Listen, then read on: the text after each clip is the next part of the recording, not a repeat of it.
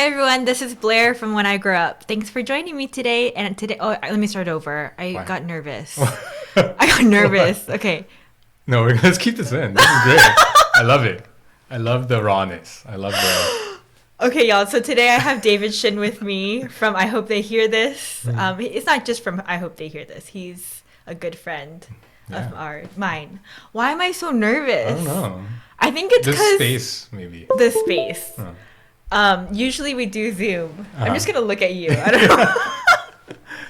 know. But today we are at a new space called the Space Crew, and you have recorded here before. Yeah.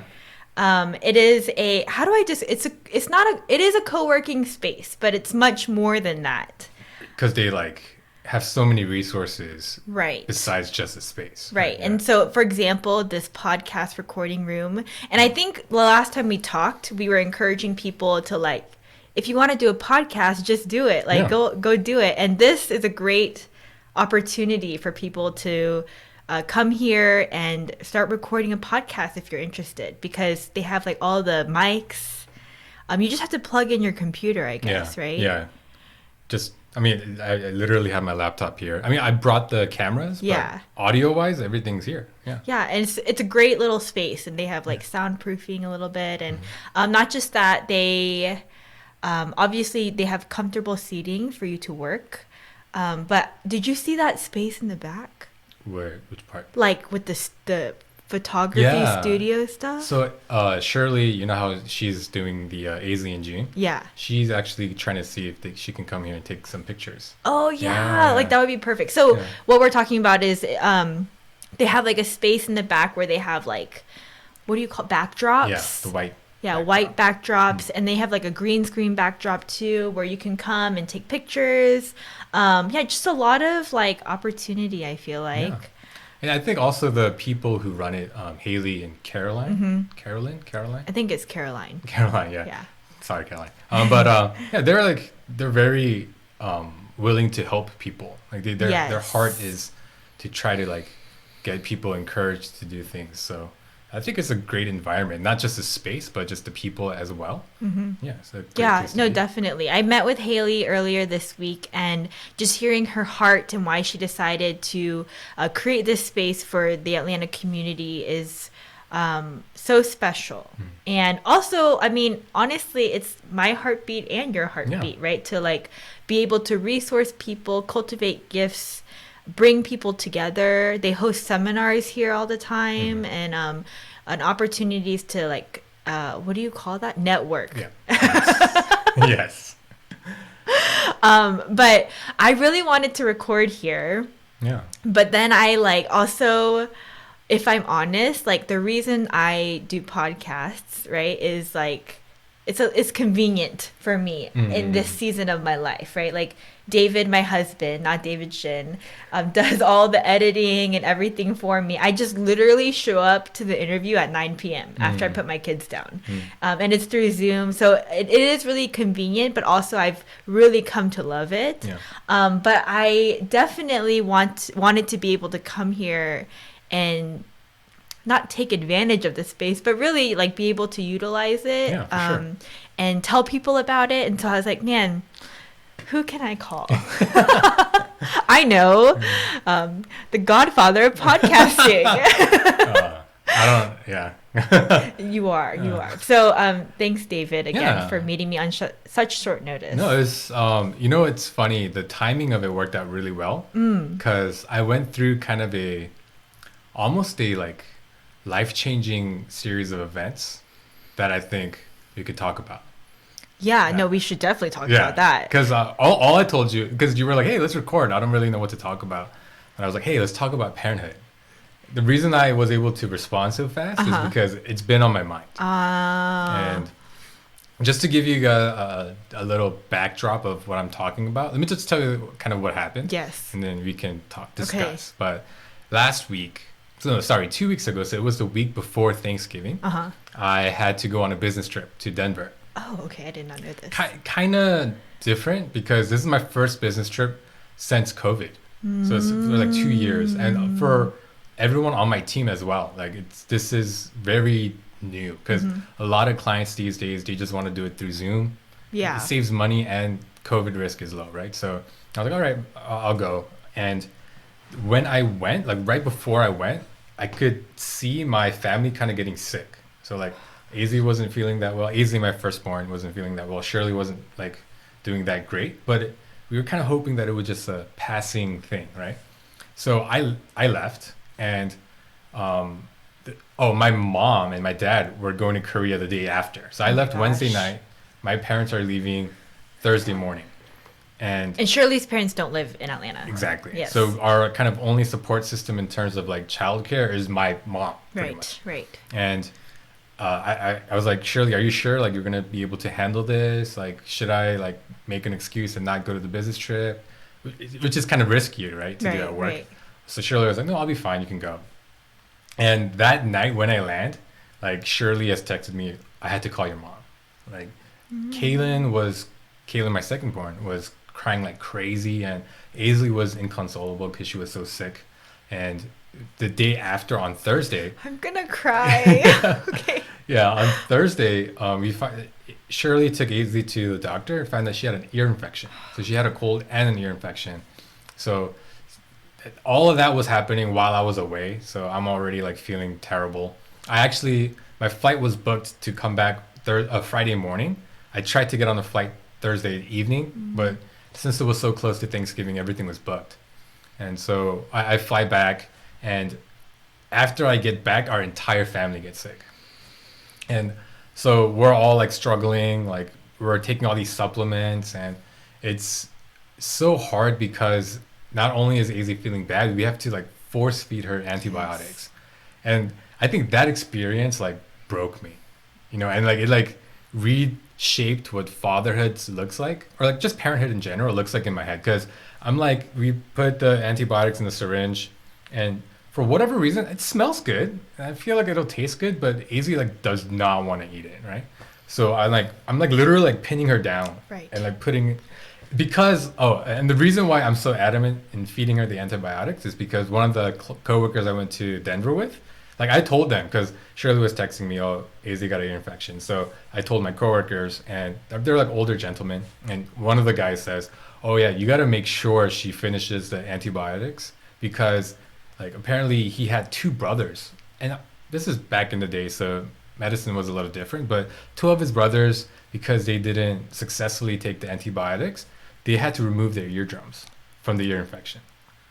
So they're literally deaf in 1 year. It happened to two of his siblings. Yeah. So okay, I'm shocked right now. Sorry, it's because my kids just finished their round of antibiotics. They're I mean, when they were Aisley's age, I too like pinned them down and like forced it with a syringe. But like even me, because like they're feeling better, right? So I'm like because such a work, right? It's such work to convince them. Okay, like it's time to take it. Even me, I'm like, I mean, we did 7 days. Right. Oh my gosh, that's insane. Yeah. So, I mean, if I didn't hear this from my coworker, I probably would have been like, hey, like, she's almost done. Like, maybe we can skip the last few days. But because in my mind, the risk of her losing an eardrum is there. Like, I'm so sorry, baby. I have to force you. And like, so we can rest on that right there. As a parent, like how often do we have to do things that like, so that experience broke me. But the other part that broke me was, as I'm force feeding her, she's like crying like, Appa, stop. Like, no, I don't want it. But then like, as soon as I'm done, I'm like, oh, you're done. And she's like, oh, I'm done. And I'm like, oh yeah, let me give you gummy bears. Like her love for me hadn't faded a bit. Even though like I was the one like causing this misery on her. As soon as it was over, she was like back to herself, like saying, oh, I love you, Appa. And like, I don't know, like that just it triggered something in me. Like that, like I felt like I almost wanted her to hate me for a little bit. Yeah. You know what I mean? Yeah. Do you ever have that kind of like experience? I don't know. I feel like it could be different. I don't know. Between mothers and fathers.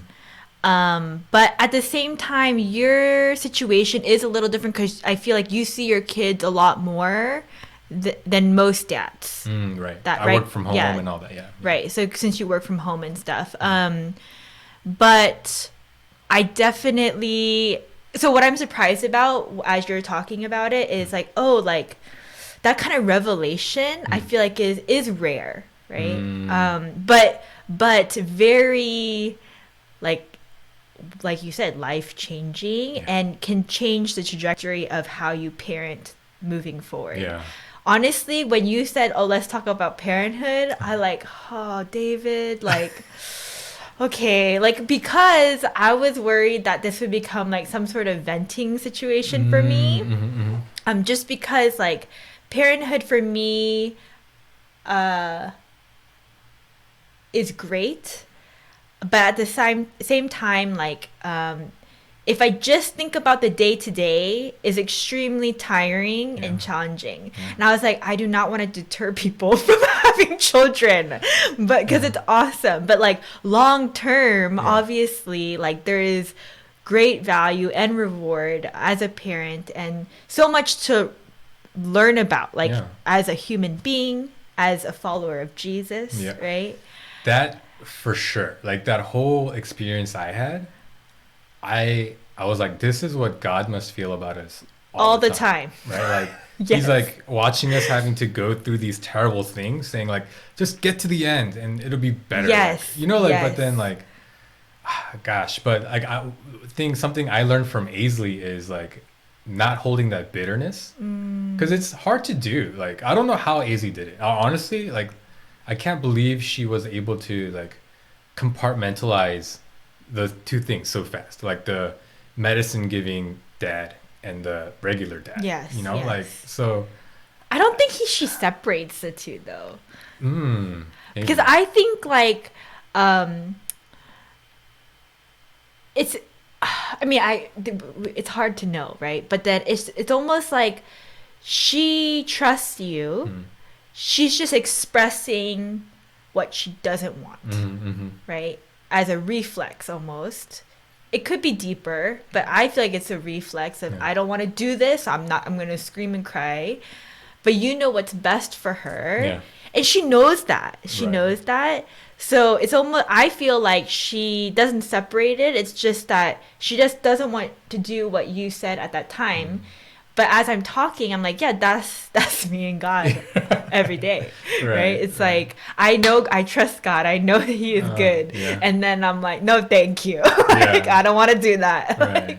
But it's like, it's just so, it's amazing how much of that they can understand at Yeah. such an early age. insane. Yeah. Yeah, it's insane. And it's, I don't know, it's still like, I think I almost cried one night, like as I was doing it, because Shirley, okay, sorry, Shirley. Yeah. I saw her today. I hung out with her today.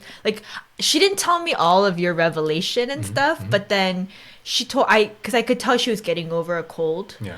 So I asked her, "Are you okay?" Because I know it's really tough to have kids and everyone be sick Yeah. and stuff. And so she just told me about the medicine thing. Yeah. I was like, "Oh, I'm so sorry." And she's like, "Blair, like, I cried." I was Yeah. like, I understand, I know, Yeah. but like, okay, what were you saying though? But one night you almost cried? Yeah, it's the thing is, she knows it's coming, right? And leading up to it, she's fine. And then she has to go through it. And like, I'm like the worst person, maybe not in her perspective, but like for me, like I feel like the worst person ever doing this. And then she goes right back to being okay.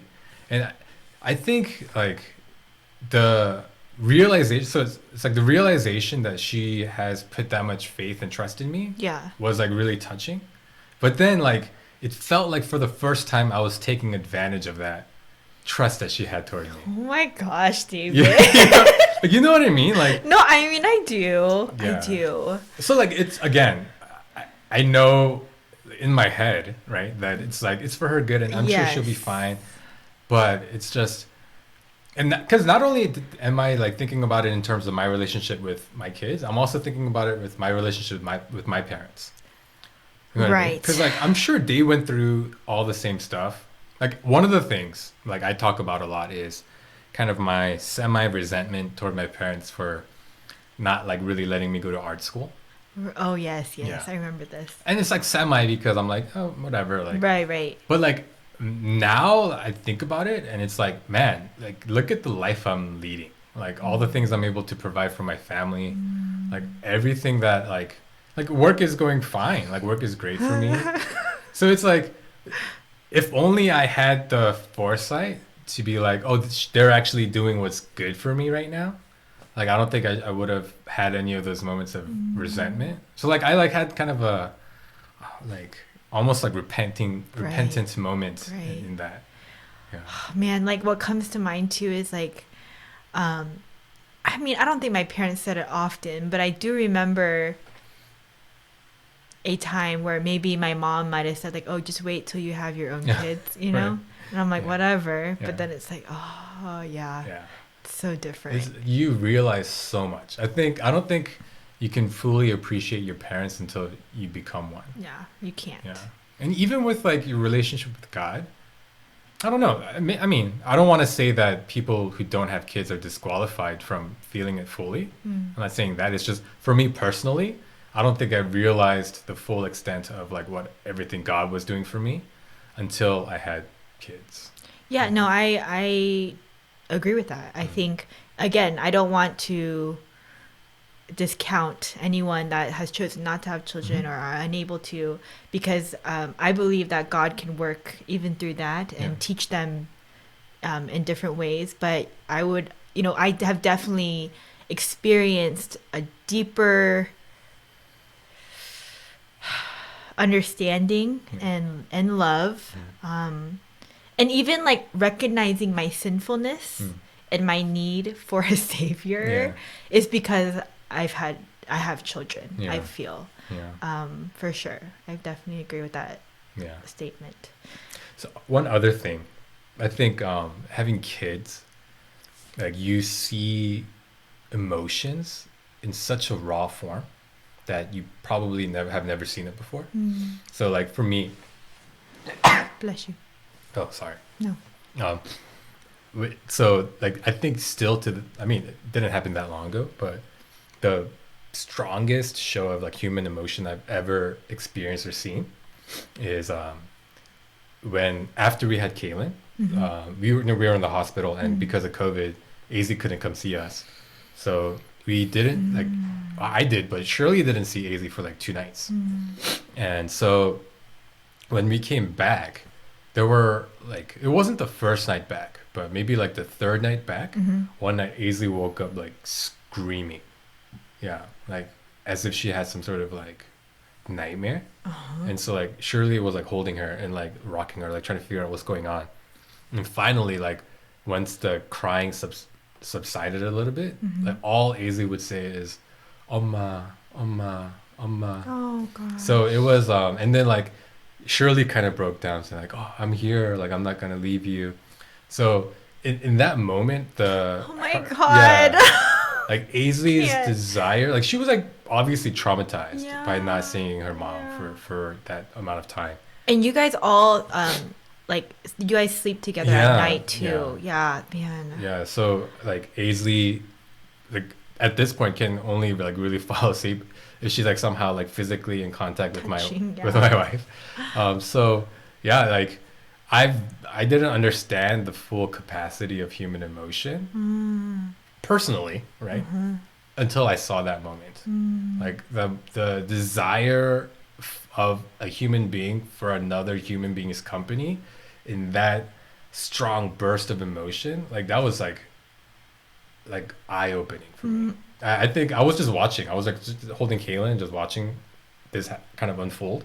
Like I almost cried, and I was like, oh my gosh, I can't believe a human being based purely, almost purely on emotion, can have this strong of a like adoration for someone else. Right, You know yeah. what I mean? Yeah. And that also got me thinking, like, have I lost that? Because I don't think I've ever really.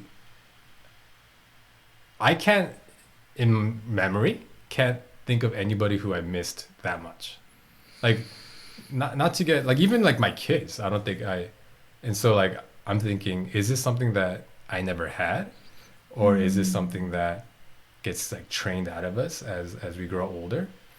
And that thinking led me to this realization, like, oh my gosh, like maybe something my parents did like messed it up for me, so I can't feel that level of emotion, right? And not to like blame my parents, Okay. but then like I'm just like, that's a hypothesis, right? Yeah, okay. And then so that goes to, how am I currently like traumatizing my daughter? Right. That's gonna mess up whatever innocent like human thing she has that she'll lose because of what I'm doing. And then that almost like put me in a panic attack.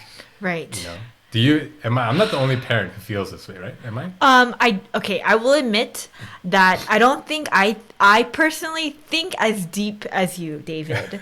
I don't allow myself to go there because in my life I just think I don't have the time to do that, like to self-reflect like that. I'm sure I could get there, but I have definitely felt the anxiousness of, okay, so when you brought up this topic today, I started to think about and reflecting about like my parenting. Yeah. Excuse me, parenting. Uh-huh. And I'm not a very like laid back person, right? In I general. can see that. In Yeah. general. Uh-huh. And You're very like regimented. yes. Right. Yes. And then just because I feel like things need to get done, there is a better way to do things. Right. And so I think there is this constant like need to like always be engaged with my children. Right. Yeah. For those of you that don't know, Eli will be 5 in December, and Zoe just turned 3 in November. So we're getting to an age like, so I'm out of this like, which I want to ask you about too, but I'm out of this like kind of newborn phase, right? And my kids are talking; they can fully communicate with me.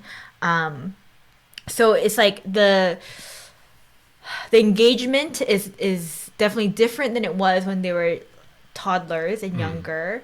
But what I'm trying to get at is like, I think I am tired by the end of the day because there is this unknown, or what is it? What do you call it? Like, I don't realize that there is this like tension in my actions, like in my behaviors. Like I always feel not relaxed. Right. Like you're always geared to do something. Yes. Kind of thing. Okay. Yes. Okay. Or like say something. Or like even if like say like, okay, so Eli and Zoe are fighting all the time these days, and like even in that I'm like stressed, and then like how do I teach them? Right. Like to be, you know, kinder to one another, and there are times where I just let it go and I'll just let them fight it out, and then it kind of passes. Oh, by the way, I'm an only child, if you don't know. So even that is like new territory for me. But if it doesn't de-escalate, I have to step in. I don't want to get angry, but then there are times where I feel myself like getting to a point where I want to just yell and be like, can you please stop fighting? But then even that, there's like I can't relax in that, right? Because like there's this like I don't want to screw them up. Right? I don't want there to be resentment. I don't want them to be, oh, remember that time Alma yelled at us because of this, and then this and this, and then she said there was going to be consequences, and like, you know, like all these things, right? So like there is this anxiousness, I think, without even me realizing it. But is that what you asked me? Is that, do I feel anxiety about the way I'm going to? Yeah, pretty much.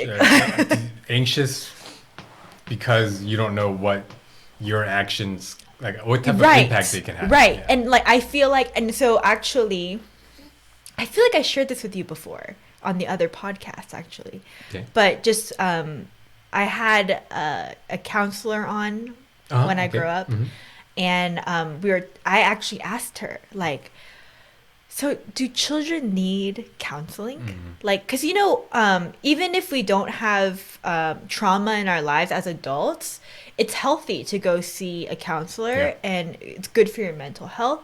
I know that you've shared that you see a counselor as well, and David and I have talked about seeing one. So anyways, I like asked her, like, like, is it healthy for like young children to see counselors? Like maybe they need that. I don't know. Yeah. And then she was saying unless there's like major trauma in their lives, like they're very resilient, right? But then I'm like, and I shared this anxiety with her. Yeah. Like this was like post recording, okay?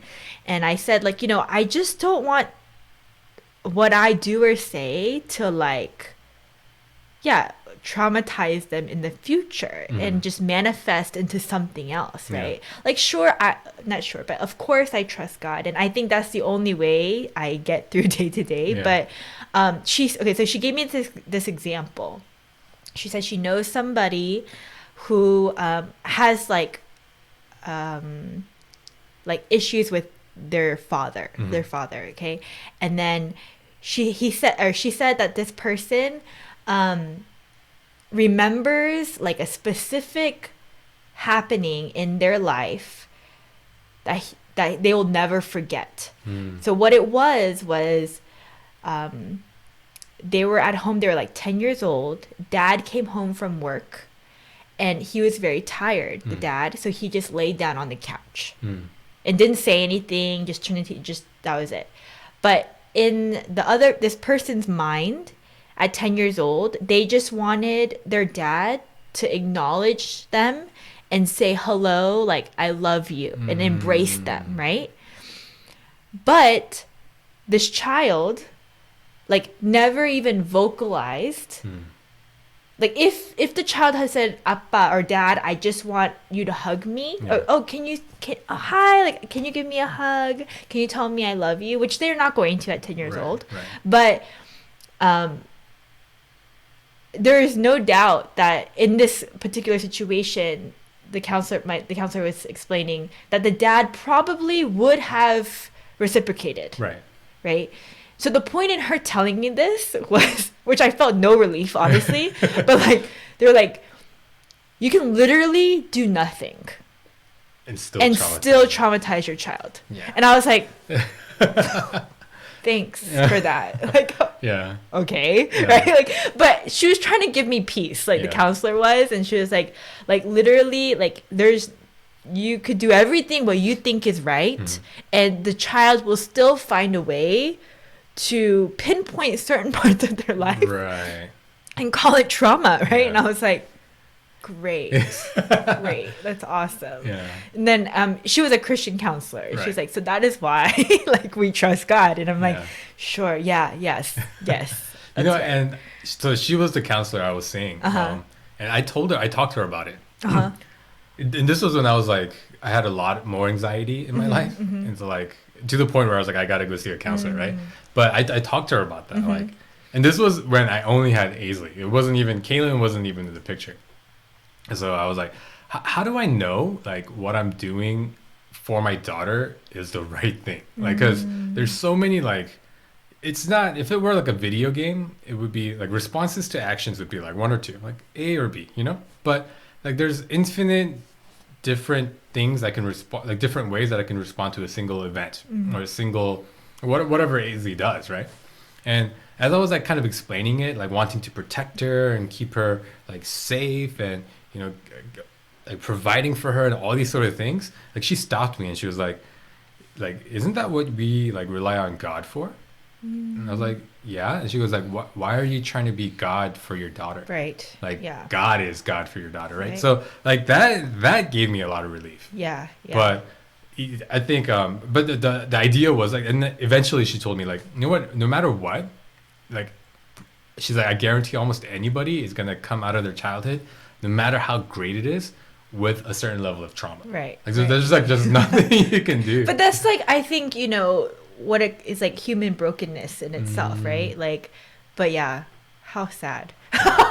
Yeah. And like, and the thing that I went really deep on this. Like, Tell me, David Shin, how deep did you go? Like, I got to a point of thinking about Hitler. I'm going to explain let me connect the dots a little bit for you guys, right? So I'm thinking, Hitler, arguably the worst human being. Oh my God. Okay, keep going. Yes. Right? Okay. Arguably the worst human being in history. Okay.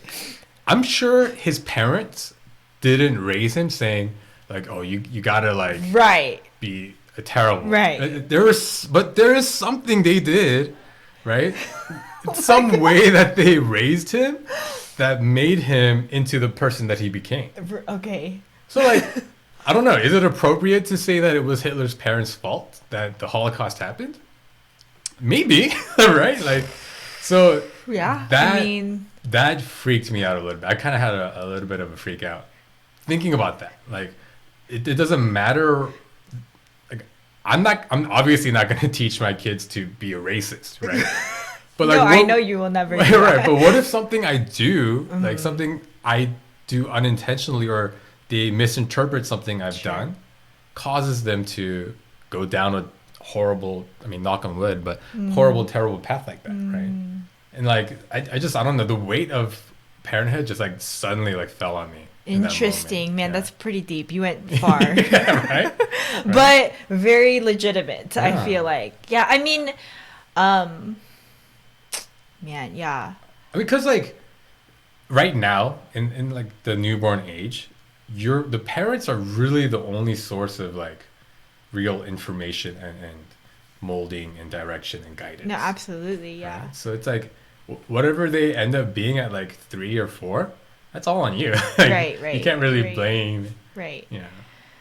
I mean, that's true. But I do feel like, no, you're right. It all starts at home. Yeah. Yes. I mean, I honestly, have you ever read a parenting book? No. Yeah, me neither. Yeah. I heard they're really good. There is one that Shirley recommends a lot. Oh, really? It's called Bringing Up Bebe. It's like a French parenting method that they talk about. It's very interesting. You should talk to her about it. Yeah, I will. Yeah. Maybe we should maybe I convince her to come on the podcast. Yeah. I know the one that you guys did, it was hard it's been like almost 2 years to get her to come on the podcast. Oh, yeah. But she might do it for you, though. Okay, yeah. I'll ask her. But, yeah, I mean, I know that, like, educating myself would be extremely helpful. But, like, at the same time, for me, it's like, when do I have time for that? Yeah. Like, but it is important. I'm actually in a class right now at church with some like of the Korean speaking congregation, and it's like basically a class on character and raising up your children with godly character. Oh. It's been really good and like self-reflective. Is that a program? Is it called something? I believe there is like. I mean, we're using a curriculum, so I don't know. Well, does the curriculum have a name? Because like there are programs like that at my church too, I think. Oh. But something mother. Shoot, I forget what it was called. But anyway, sorry. Continue. I don't know. Yeah. I don't know.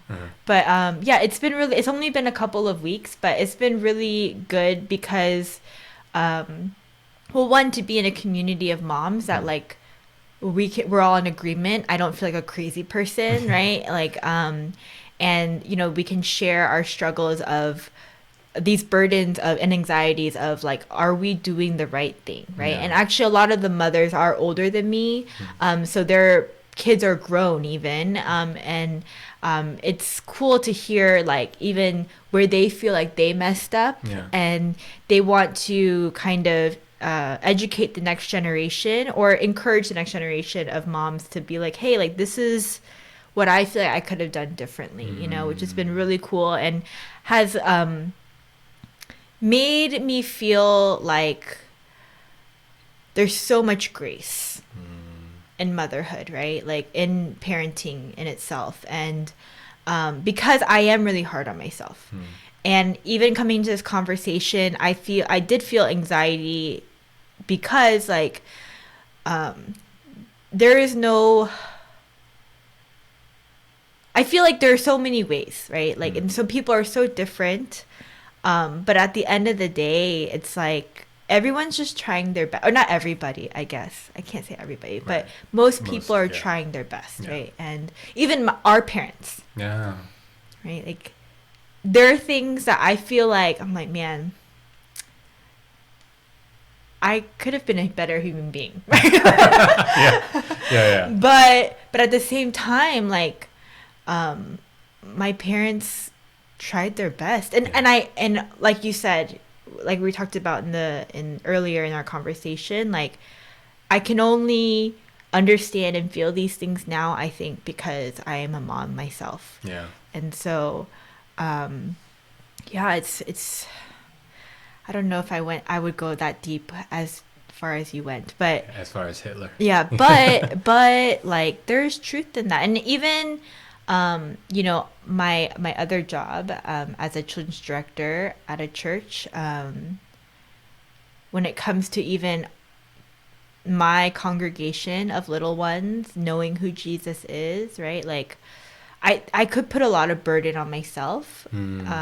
However, I only see them once a week, right? Yeah. And so like at the end of the day, like really, I know that a lot of that should be happening at home, right? So, or I mean, I think teachers can say this too, right? Like they interact with children every single day, but aside from them, they see their parents the most. So there is this like,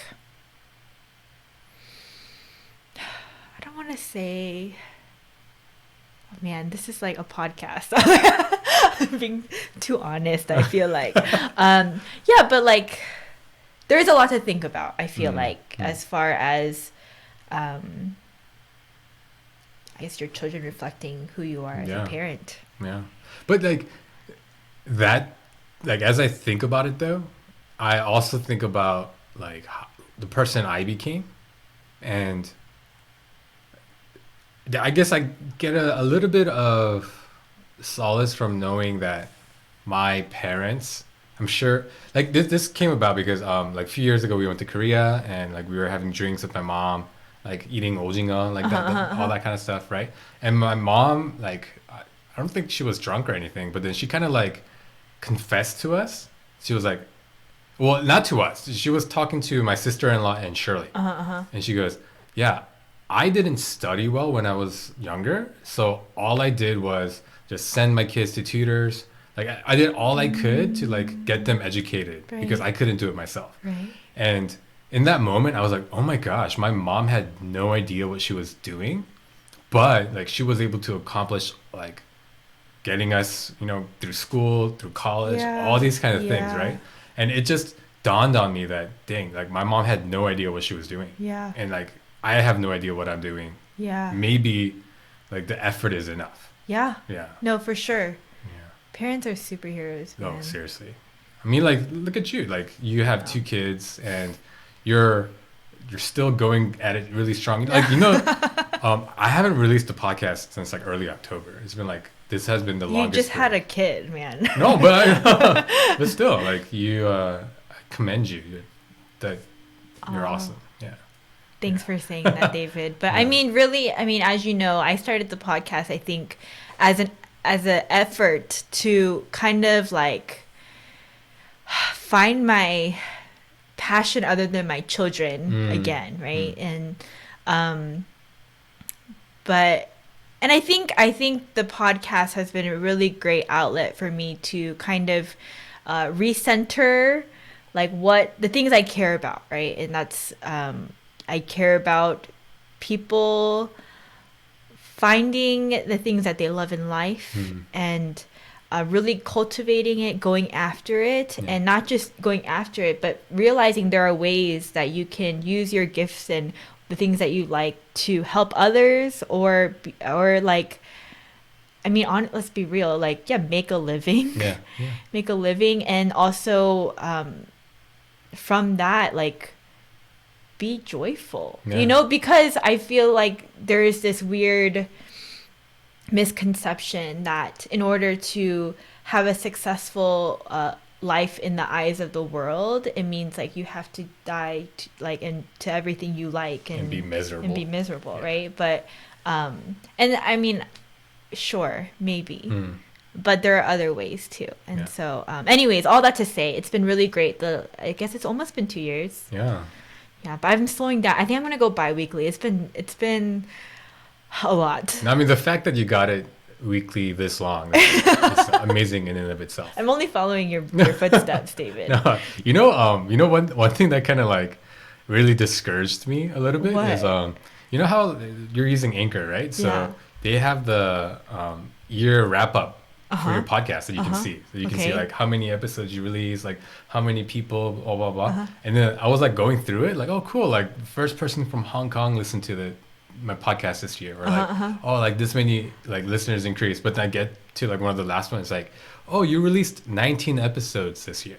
Oh. And I was like, that's it? that's it? Yeah, exactly. So I think it makes sense because I started the year going like every other other week, week. and then I took breaks here and there. Yes. Man, time So- flies though. Yeah, but you know, to kind of go back to what you were saying about like accomplishing things.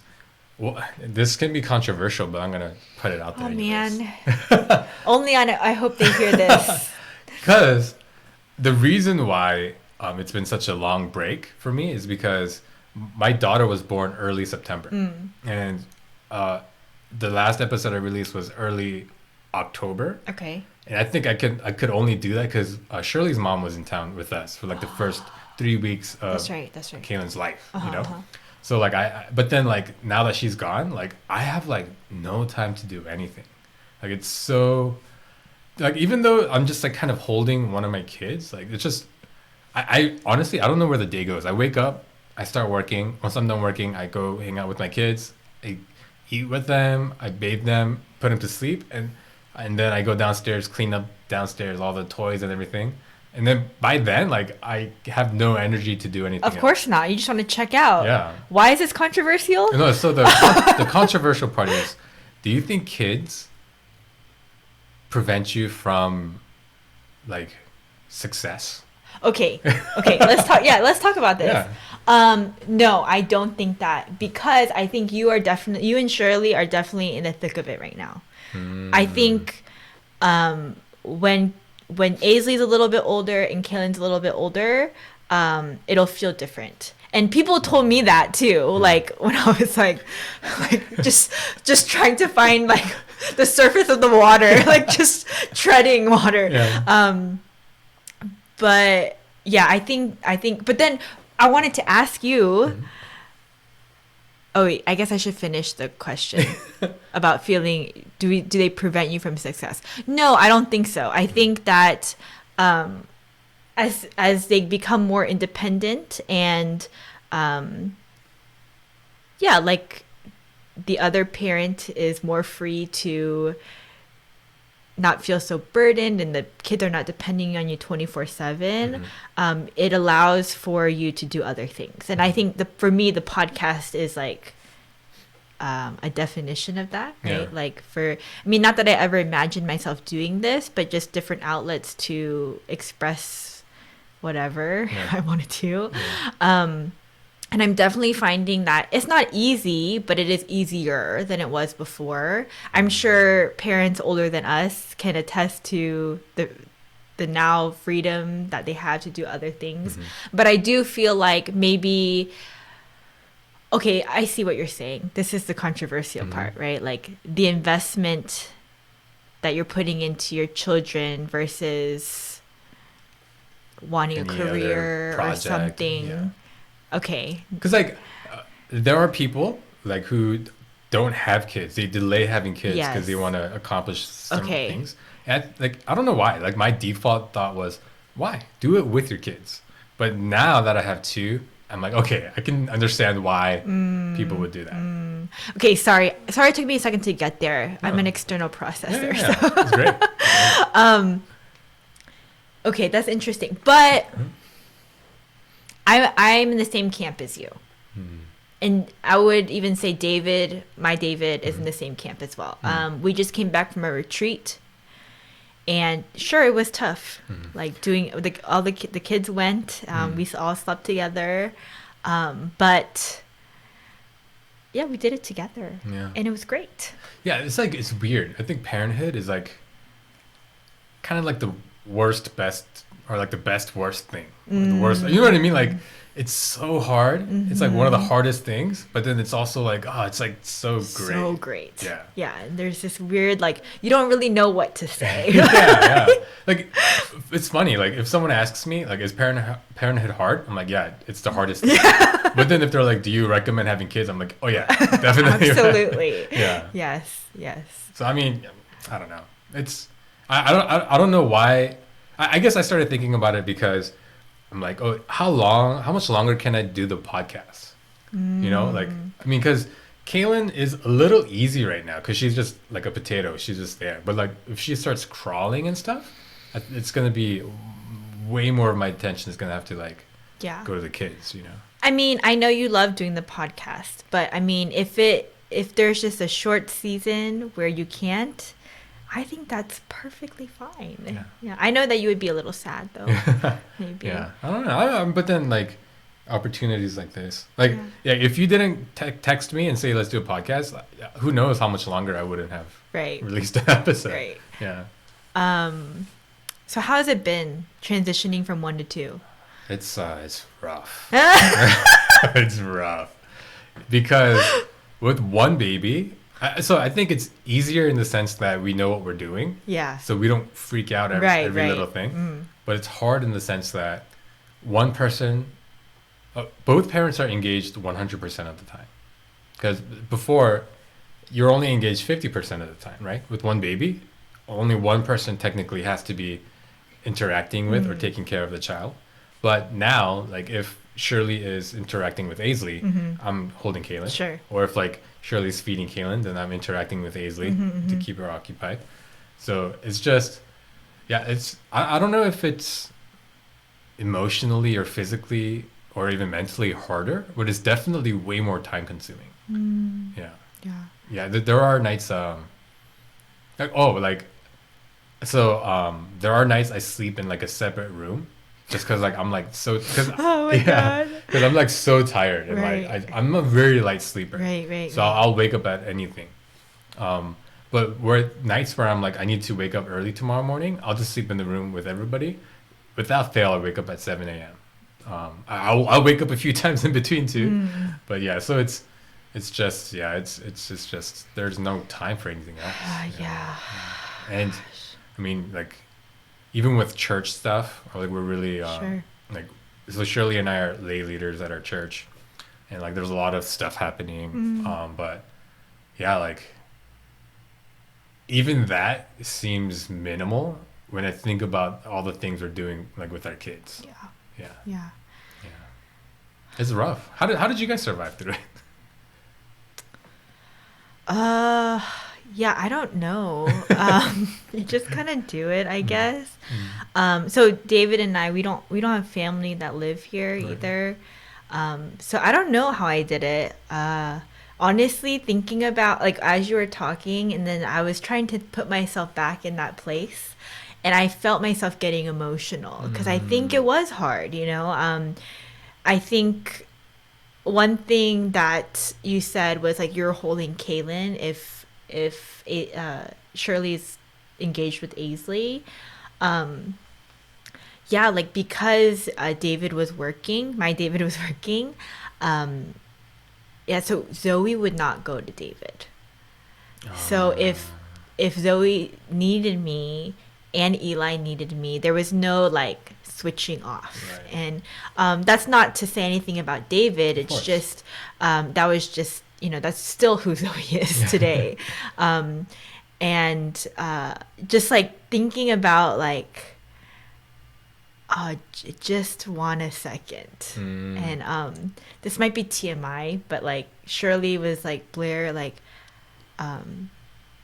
it actually gave me a lot of comfort and encouragement for her to even say something like this. But she's like, so I don't understand like how you would stay home and David would go to the office. Because if you've heard our podcast before, you would know that David Shin's wife and my husband, they work together. So there's this, you know, kind of like already understood thing about working and stuff. And I was like, oh, what do you mean? And then she was like, what about when you go to the bathroom? And I'm like, oh, I just hold one and the other one is clinging on to my foot and you just go to the bathroom. And like, it was so, But I think you don't even have time to like feel sorry for yourself. Like you just have to do it. You just everyone's just trying to live, right? And I'm just trying to make sure my kids stay alive and happy. And there was a time where right before the pandemic, Eli was in a twos class, like a preschool class, and he would go twice a week, and it was helpful. But I remember like always being in a rush, like, okay, we gotta get to the next thing, we got to get to the next thing. And I'm holding, I before COVID, I would walk Eli into class, and even that was tough because like he wouldn't want to leave me, but once he settled, he was fine. But I remember holding both Eli and Zoe was wrapped around me, and then I was holding Eli on my side, and then I saw like my reflection in the mirror, and just feeling so like grateful, right? Like, wow, like what a luxury that I have to like be able to stay home with my children. And I felt very sorry towards Eli in that moment, because I was like, oh, like lately, because I have Zoe, like I've been doing a lot of checklist things with Eli, like making, okay, like potty training, right? Did you go potty? Like, you know, everything. Like, she's like, oh, did you eat? Like, do you need this? Like, what do you need? What do you like? Okay, we got to get here. We got to go there, right? And because like in order to like make sure everyone was okay, plus Zoe, even like playing was like a checklist, like, okay, did we have fun today? And so I even wrote it on my Instagram because I didn't want to forget. But just like realizing that, yeah, what I have is such a gift, and it's not just a checklist. But yeah, that first year with the two of them, looking back on it, yeah, I mean, like you said, it's rough. And but also now, like I mentioned before, I'm an only child, and I was actually telling this to Shirley today. Like, I mean, sometimes I watch Eli and Zoe like just play on the playground or something, and I'm like, wow, I really missed out. Like, they have so much fun together. Yes, they fight constantly, but when they're not fighting, they're having fun together. And like, I'm like, wow, like even like bath time is like so 재밌어 for them. It's so fun, right? And like everything they do is like they're just running around and like chasing each other, and everything is fun for them. And I'm like, oh, I really missed out. Like, because I mean, I don't regret my life or anything. It's just like, oh, like Zoe will never know what it's like to not have a sibling, right? And or have a best friend at home like 24/7. And so I'm so thankful that I have two, as hard as it is sometimes.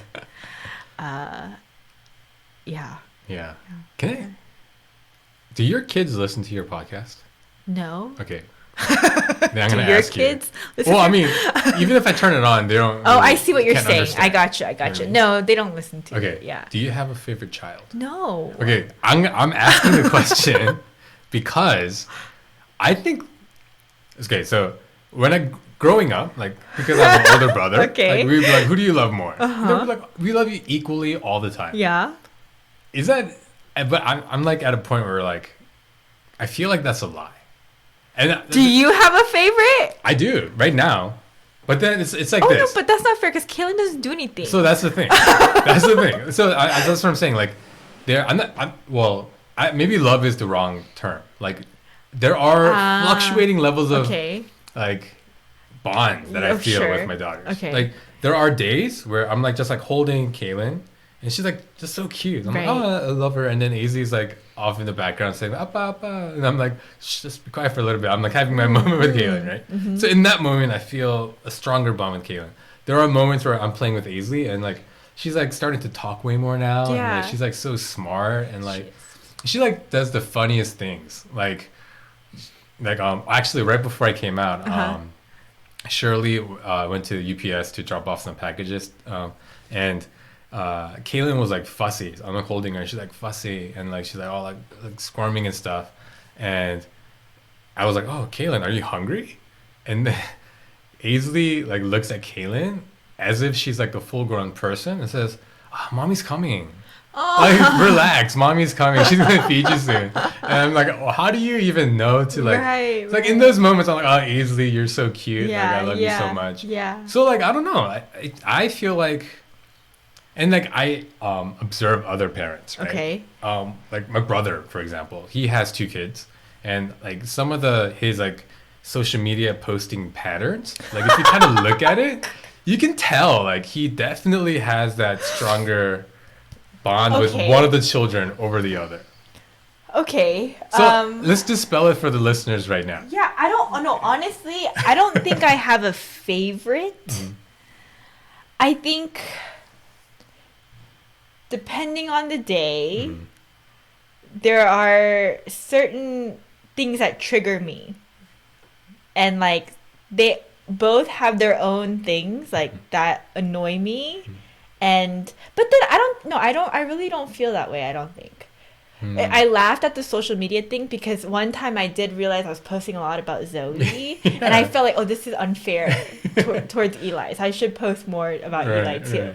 But that's why I laughed. But I don't know. I would argue that my David, has a favorite. But So like that's the thing. Like I don't think it's a given that parents must love. Like I almost feel like that's like a unreasonable expectation to have toward a parent. Like I would be stressed out if both my kids, they're like older, they're like love me and they love me in the same way, in the same amount. Like that would be like, especially if they have different interests and things right, like that. Like right. that, it would be very difficult to do, I guess. right? So I asked the question because now that I have two, obviously with just one child, like, you don't know, but with two, I'm realizing that it's like a fluctuating. It's almost like an ocean. Like love is an ocean where like, okay, again, I don't want to call it love. Maybe it's just affection or whatever else. Okay, I'll go with affection. Okay, affection, yes. Yes. It's varying levels, right? Yeah. But I stand by my answer. I think it changes every day. Mm-hmm. But Yeah. you're right. It's not the same every day Yeah, I see that. towards both. And weirdly, that comforts me. Knowing that other parents are like that too. Because I don't know about other parents. Me, I'm like that, yeah, I guess. know, but you're a great example of a great mother. So yeah, but yeah, if I were the only one feeling this way, I would. I don't know. Oh, dang, do I need to ask more parents about this? No, it's fine. Right. But because I think you're right. Yeah. No, don't get me wrong. I love. Yeah. In terms of love, like the just like that emotion, of course, I love them both. Of course. Very much. Yes. But there are days where I'm like, oh, like Aisley is the cutest thing, and then there's like days where it's like Kaylin is like the cutest thing. Right, right, right. And if I had to live in a world where that was wrong, and I had to constantly like, check myself whenever I had those feelings, I think I might go a little bit crazy. Yeah. Sure. Okay. Yeah. No, I agree. I agree. I was trying to think of another example, but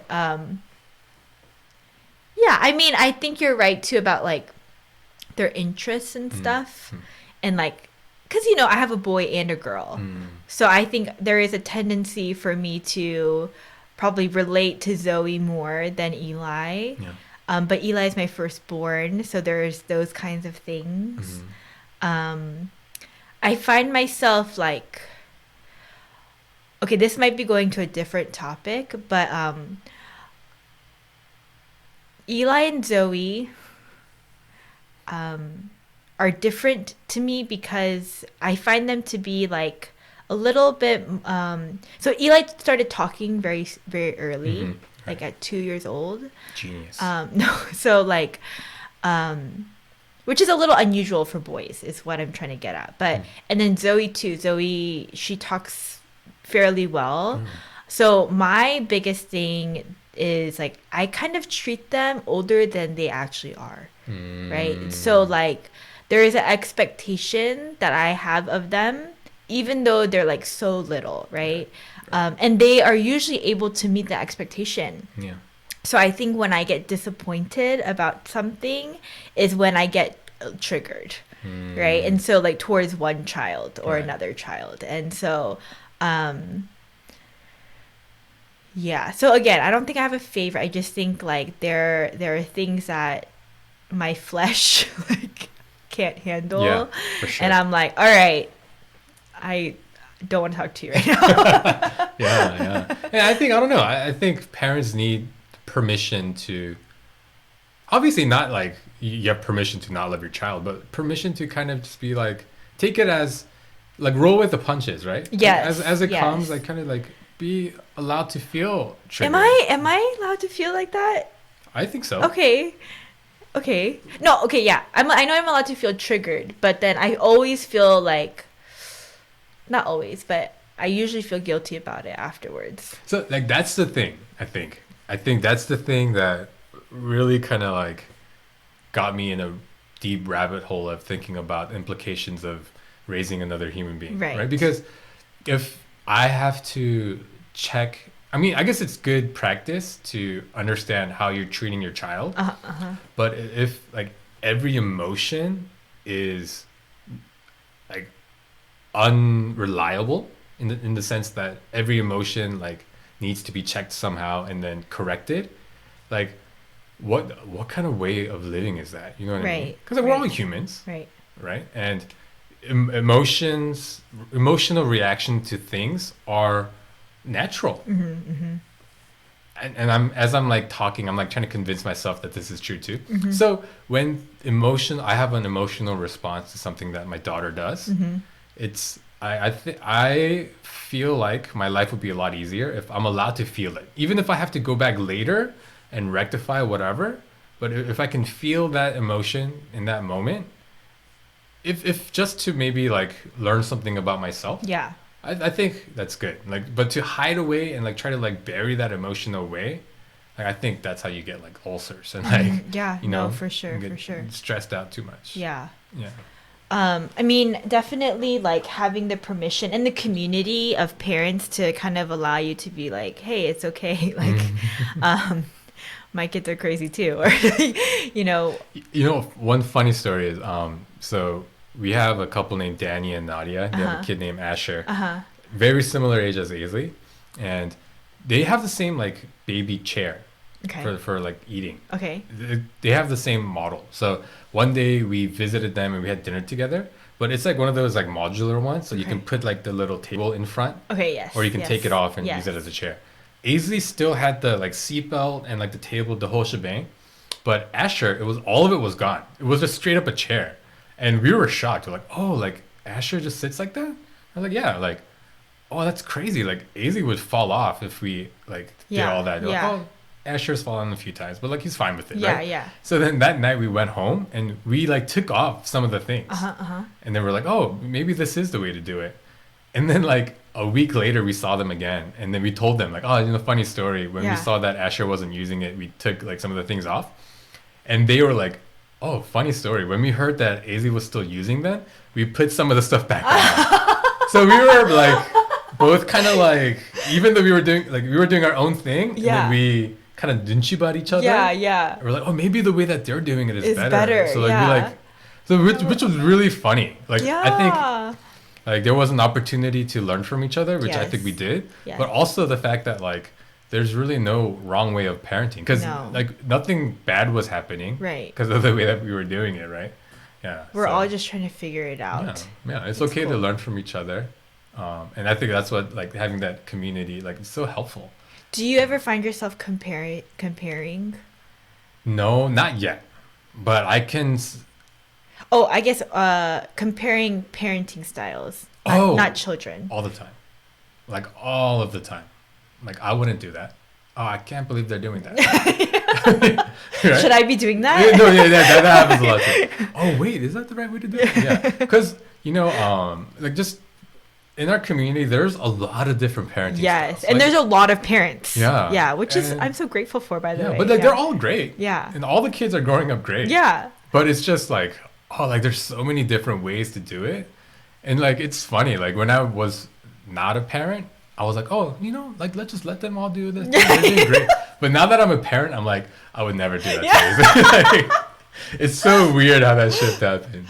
Oh man. man, that's so funny. Yeah, I mean, I find myself doing that. Even like, and it's even worse on social media, right? It's like there are like mom bloggers that their heart is truly to like empower and like build this community of moms to help one another. But but even in doing that, I'm like, oh, like, is that something I'm supposed to do, right? But like, right. oh man, but yeah, I mean, parenting is like there are a lot of great books, but there is also a saying that there's no like one handbook to parent. But definitely it is um, it's a great journey, but also I would use the word, it's a Christian word, but like just a sanctifying journey as well. Like for sure. completely realizing that for me personally that I cannot do anything by myself and I need to be fully dependent on what I believe in to be is God. And so yeah, I am so grateful to be a mom, right? To be a mom. But it is so hard. It is really hard. Yeah. Again, I think the big wrap up here can be it's like so difficult. There's so many challenges, but there's such it's like it's so amazing. Yeah. Right? It is. Yeah. It is. Yeah. I would even knowing how I mean, let me ask you, knowing how difficult it is, if you went back in time, would you still do it the same way? Yeah. I mean, I think so. But there's really no control over the situation, honestly, because children are uncontrollable, I feel like. And that's another thing that I've had to let go, right? Like, that's part of my DNA, where I just want to be in control of the situation. I find myself getting frustrated at my kids because I've lost control, right? But yeah, I don't think I would change anything. Because, like, you know, like, one of the questions I ask some parents is, like, if you could have delayed having your child, or if you could have had your child earlier, like, would you have timed it a little differently? But, like, for me, I don't think I would do that, because then you're not guaranteed to have the child that you have now. Yeah, absolutely You know not. what I mean? Yeah. Yeah, it's... No, they're so special and so great. Do you have any, like, advice? Oh, don't be too introspective. Right? Like, that's, I honestly, like, I think that's the most crippling thing for me. I guess this is personal. Like, maybe not everyone's like me, but being, because I'm just an intro. Actually, you know what? I realized this about myself. I don't think I'm super introspective. I just like observing the outside, like my impact to the outside environment, and like the environment's impact on me. But if I think about those things too much, like I think I can get to a crippling place. Yeah. So like just saying, you know, let go, let God, you know. Yeah. And kind of going with the flow. Just try to do the best that you can, but if it doesn't work out, you know, it's not the end of the world. Yeah. Yeah. That's good. It's really good. Do you have any advice? You know, I thought about this question because that's what I usually ask my guests. Like, do you have any advice, right? On a kind of surface level, like, don't get a dog. It's really like, I mean, I already had a dog, and she's great, and my kids love her, but I wish I didn't have a dog. It's one more thing to do. It's like having another child. Yeah. Right? So like, and I feel bad for her because, you know, not giving her the life that she deserves. But I mean, it's similar to your advice. Do we have time? I have time. Okay. So there was a week, like not too long ago. I want to say, what month is this? It's December. Yeah. Maybe like August or something. And I have these weeks time to time, right? Where I just had a really challenging week with the kids, right? Like so much disobedience. There's only so much no, I don't want to, no that I can take like in one day, and especially in a week. And like, and I remember there was a particular week where this was like, it was just, I don't know what was going on, but Eli and Zoe were fighting constantly. And I'd like to say also, like, shout out to my husband, because literally he is Superman and does everything. Like, he does everything. And that's how I'm able to do things like the podcast and even meet with you or do church stuff too. So, or do the things I want to do if it weren't for David. But yeah, so it was a challenging week, and the kids, I was like trying to put the kids down too, because David goes to church on Friday nights. So I put the kids down on Fridays, and which is normally fine. But this particular Friday, they were just fighting up until the end. And then even like putting them down, like Zoe would not go to sleep.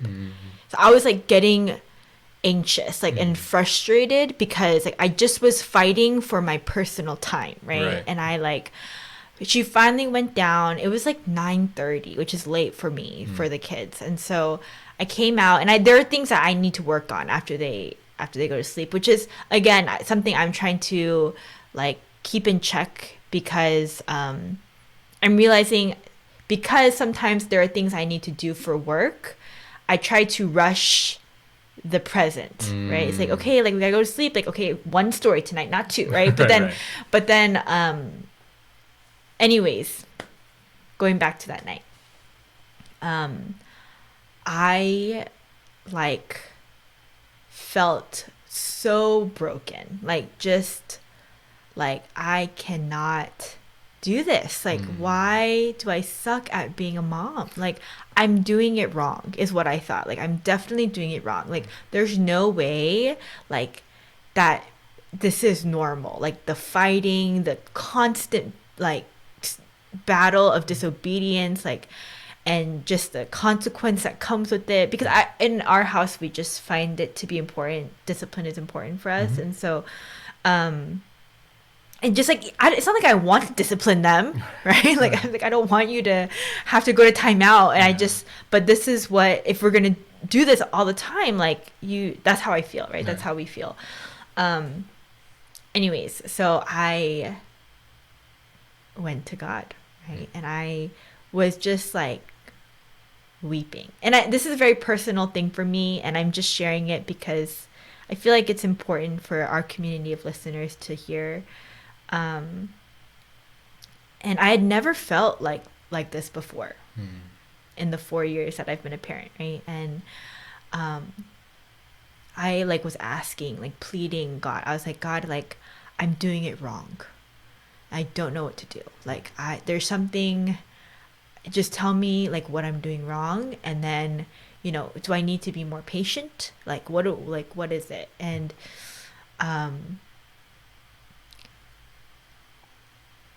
yeah, it was okay. So like I kind of, when I pray, like I kind of like see pictures in my head, right? And like I felt like Jesus was standing in front of me and was like, yeah, give me your children. And I was like, I've already done that. I gave you my children a long time ago. Like, and so I was like arguing with Jesus, right? It's like, I gave you my children a long time ago. And then I said, I just need answers. Like, I trust you. And I was like, I don't understand. And then he was like, no, like, give them to me.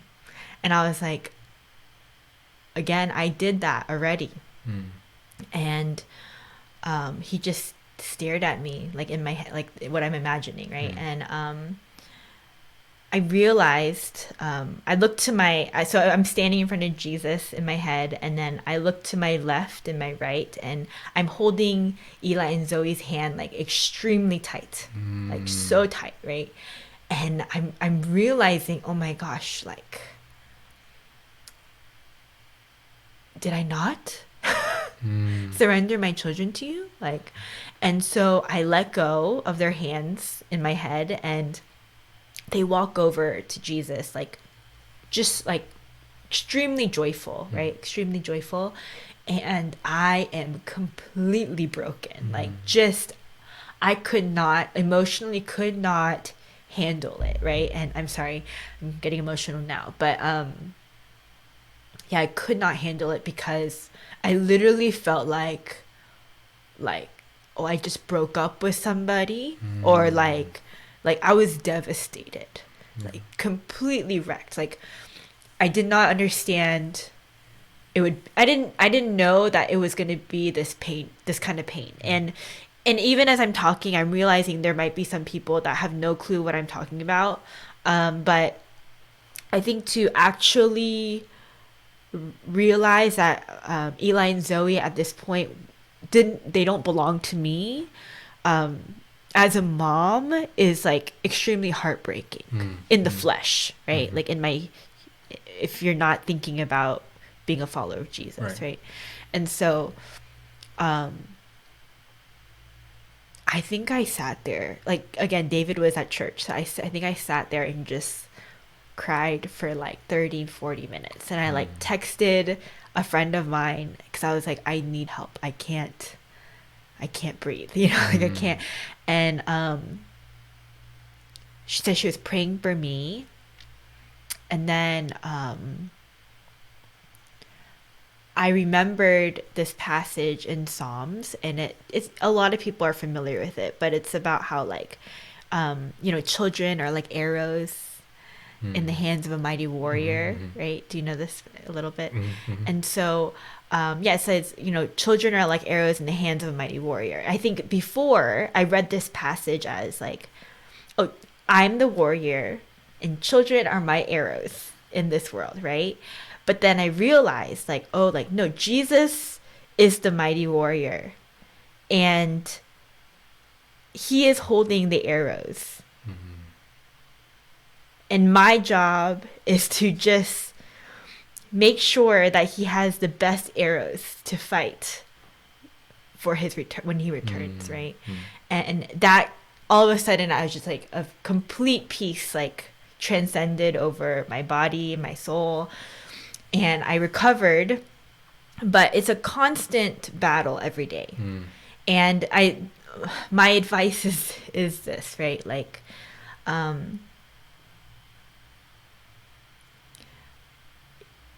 yeah, I mean, you already said it, like, you have to let go, but are you really letting go? Yeah. Yeah, I mean, like, I'm sure a lot of our friends have just because, our community is a lot of people that believe in God. But I think that without doing that, it's so much harder, right? Like, I think since then, the pressure that I feel has definitely lessened, knowing that, oh, it's not my job, right? And I think that's been the common theme throughout our conversation, right? Like, it's like it's really up to God to do everything, right? And even what your counselor said too, right? Like, are we God, or is God doing what he's supposed to do? But that kind of turning point in my relationship with God and surrendering my children over for our family, not just myself, but for David as well, really changed how I view parenting. And like, it is a big deal. It's a big deal. It's a huge deal to raise human beings, little ones. But for me, it's like, okay, like, what is the purpose though? Like, why am I raising these little ones? And if I do it wrong, like, I personally have to trust that there will be grace, because they're not my arrows, they're his. So I hope that made sense. Oh, it made perfect sense. Yeah, and I know we're running short on time, but I have to share, because it's kind of the opposite of what you went through. Like, I came before God, like Jesus, saying like, I feel bad loving my child this much. Like, I feel like I need to be like, just like releasing her to you, kind of thing, right? Yeah. And in prayer, like, in the same way, like, I saw an image of like God like standing before me, like Jesus standing before me, and like I'm like holding like Aisley, like and it was like the imagery I got was like Jesus giving me a crown, right? And then I was like, oh, and look at my child. And then he's like, yeah, I got one for her too. And like, in that moment, I realized like, I'm not the only heir to Christ's, like, to God's kingdom. Like, so is Aisley. Like, in fact, Jesus Jesus loves Aisley more than I could ever love her. Yeah. Yeah. So in that moment, like I was in the like, oh, I need to like almost like love her less because like she's becoming a idol Right. is kind of Right. what I was thinking. Yeah. But like the piece that God gave me was, no, like your job is to love on her right now. Like she is my child, and like I've entrusted her to you. That's You wonderful. love her, That's great. and then, yeah, so it's like that weird balance of like letting go, or like holding on too tight, or like being too distant. Yeah.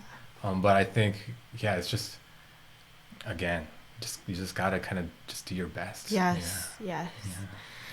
Oh man, this is so cool. I feel like it was interesting too that, um, you being a father figure, me being a mother figure, but we're not from the same family, Yeah. and being able to hear the different perspectives on motherhood and fatherhood. Yeah. So it's been really fun. Yeah, and I've gotten a lot of peace. I think I might have been teeter-tottering on like, am I a weird like parent, like, or not? No. But then, yeah, It has been a minute since we've met up, I guess. yeah, yeah. A lot of stuff happened. Yeah, for Kids sure. getting sick. And I like, know. yeah. Oh gosh. Everyone stay healthy, please. Yes, It's been so yes. crazy. Yes. But All all right, right. guys. Thanks so much for listening. Thank you again so much, David, for meeting me. Yeah. Just a shout out to the space crew. If you guys are interested in learning more about it, you can email me, DM David, DM the space crew. I'm pretty sure they have an Instagram and They social do. media following. So, yeah, and we can get you the information that you need or the person that you need to talk to. Until next time, peace. Bye, guys.